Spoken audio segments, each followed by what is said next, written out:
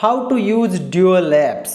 Welcome to How to Doer. I'm Gogi from How to Doer, and I today gonna let you know that how to use to Facebook, to WhatsApp, or anything like this. If you want to use any app to, then how you can do. First of all, like, share, subscribe, and hit bell icon for get more video like this.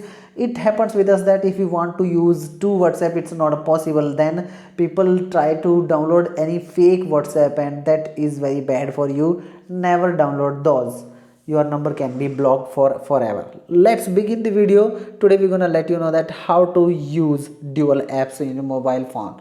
First of all, what we have to do, we have to go to the settings option, and there we have to search dual, dual, dual. You can go to the dual apps, and if you don't find this via the dual apps, you can go to clone. Just type clone, and you will see a dual app option over there. Just click on that, and after that, whichever app you want to create to, you can just press over there, and you will see that your app is converted into two, and now you can use two apps same time, same phone. So that's way you can do so. If you like this video, don't forget to like, share with your family and friend. Don't forget to subscribe and hit bell icon for get more videos like this. Be with us, keep learning new things every day.